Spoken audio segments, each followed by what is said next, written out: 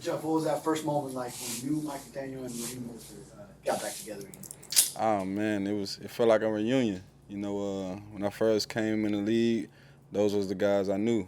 You know what I mean? Raheem, like nobody know, but when I was undrafted, he was the person that took me out to breakfast and sat down and explained everything to me and talked to me and told me what to expect, how to work. So before I even played a down, before I even knew who he was, before I even really knew who I was, you know what I mean? Took me out to eat, brung me in, just gave me that big brother feel. So that's the type of person he is. And Mike, man, Mike is Mike. Y'all know Mike, sure. So we've been tied in ever since we met. Hey Jeff, I was just curious. I mean, is this a move that you maybe saw coming? Obviously, the 49ers traded for Christian McCaffrey a couple weeks ago. Did you have any inkling that you might be headed somewhere else? Uh, you know, um, it was something that I asked. You know what I mean? It's a lot of love over there, so they understand. They understand the situation, so they knew where I was at and where I was trying to go. So it was both an agreement thing. So Jeff, did you have like a list maybe in your head of like places that would be good destinations for you when you asked to be traded?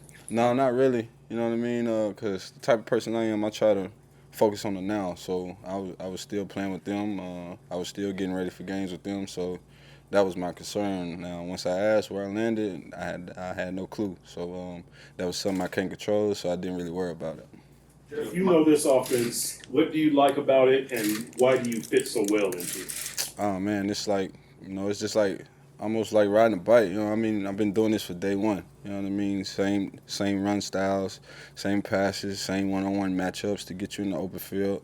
So everything's the same, and it's something that I've been doing, and it's something that I'm comfortable with now. So it's very very familiar to me, and I'm excited to be here in this offense.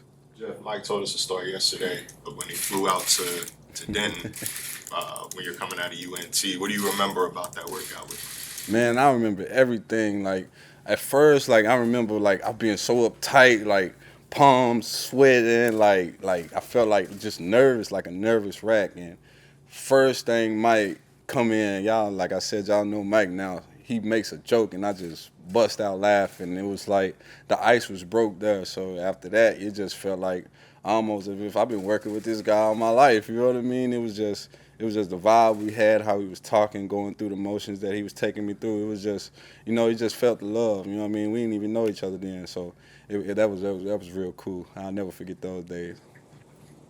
Jeff, in this offense right now, is it some new terminology you might have to know, or as soon as something you see it kind of unfold in front of you, kind of know exactly what it is because you've seen it so much? Yeah, terminology is definitely big and key. In this offense, it's a lot of details. So it's not the exact same. It's similar, but it's not the exact same at all. So, I got to hone in on all those little details and things. That way I can try to be at my best to try to help this team. How much have you been able to kind of watch this offense? I mean, obviously, I'm sure you're not watching the Dolphins from the 49ers, but as a football fan, I mean, what are your thoughts on this offense and its potential? Explosive and fast. But I mean, just seeing the highlights from him, obviously the NFL post to see all the players come on there. Obviously, Tariq and Waddle, top 5 receivers and receiving yards. So seeing all that and just watching those guys. Obviously, I knew Raheem, Salvin. I knew him. He was with us before at the 49ers. So Miles Gaskin, I grew up watching him at Washington. He was a person I kind of like tried to compete myself with. Like his numbers are first, so I got, you know what I mean. So all those guys, I already knew about them, heard about them, and I'm just excited to be here with them. And help them. How would you describe your approach to running? Oh man, I'm downhill. You know what I mean? I don't like to play too many games. You know what I mean? I like to get to where I'm going and get there as fast as I can, and that's how I kind of take it. Jalen Phillips and Teron Armstead are two musicians in the Dolphins locker room. Armstead's a rapper, and Okay. Phillips does the guitar and the piano.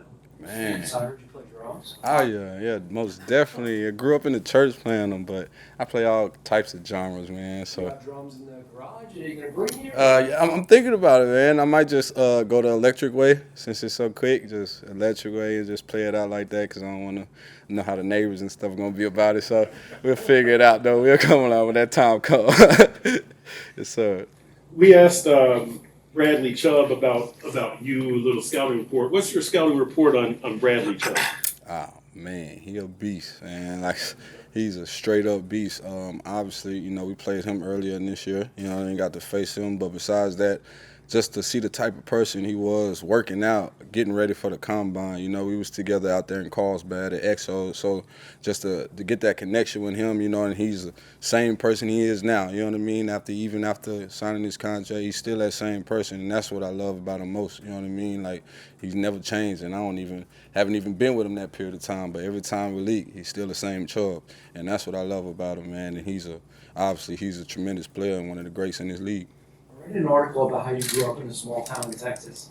East Texas or West Texas? East Texas. Don't do that. Don't put me in a bad spot. Nah, East Texas, though. How does where you grew up, how does that play into who you are and where you've come from, how you approach everything? It humbled me. You know what I mean? That's what I would say more than anything. And then, you know, the city that I'm in, it's a place where everybody knows everybody. Like, almost the whole half of the city of family, you know what I mean? So it's just being around that love and that compassion and feeling all those feelings that they felt, seeing my family at the games and just always being there, man, it's great. And then my father, he's a real big believer, so God was instilled with me like coming out the womb. So my dad also was a gospel singer, so that's how I kind of grew up playing the drums. So I used to play the drums with him. So it's just my faith, you know what I mean? And that's what made me the person I am today.